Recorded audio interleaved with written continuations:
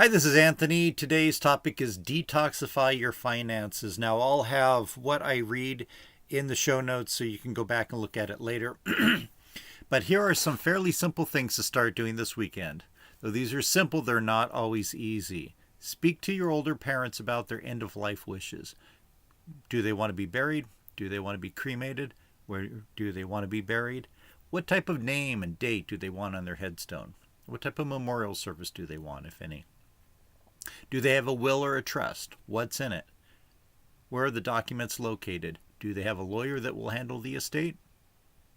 Do they have specific items that they want different relatives to receive? If so, perhaps now is the time to give it to them. This can potentially avoid conflicts among heirs in the future. Have you spoken to your children about finances and financial goals? Do they understand what your wishes are? If you have a sizable amount of money and you plan on leaving it to a dog shelter, is this going to be a surprise for your children who might be counting on receiving an inheritance? Do you and your partner or spouse have a good level of communication when it comes to finances? Do you share or at least understand each other's financial goals, strategies, and spending habits?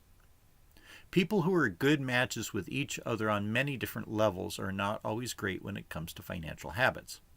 Financial problems are one of the biggest contributors to divorce. Much of those issues could have been avoided if people were to discuss their finances before entering into permanent relationships. Do you have a will or a trust? If not, start moving towards that goal. Depending on how much money you have and how complicated your finances are, and if you're in a relationship or have kids, this might cost between $500 and $1,500. Perhaps it might cost more, but it'll be worth it in the end if it transfers your assets to the people that you want them with the least amount of conflict among your heirs, as well as potentially reducing estate taxes. Start budgeting, and the first step is recording every expenditure down to the penny if you're able to. Also gather information on your income as well as any side hustles. Put this into a simple spreadsheet, and then with either on your own or in conjunction with your partner, if you are in a relationship, formulate a budget on how much money will be saved and how much will be spent and invested. This is particularly important if you're living paycheck to paycheck. Start to pay off high interest debt as soon as possible. Make it a goal not to accumulate any more high interest debt, in particular credit card debt. If you don't have any recurring debt and only use your credit card in a manner where you pay off the balance each month and do not accrue interest, that's okay. Especially if you want to earn like bonus miles or airline miles or bonus points, things like that. Start to tackle lower interest debt like home mortgages or student loan debt. If you don't already have one, start an emergency fund.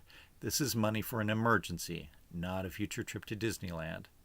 This is if you have an unexpected medical emergency, or your furnace goes out, or if you have car issues. Really think about what your goals are as far as where you want to retire, as far as the location.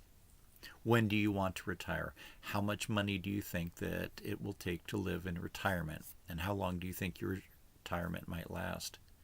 If you have a life partner, you need to incorporate them into this plan, hopefully with their cooperation.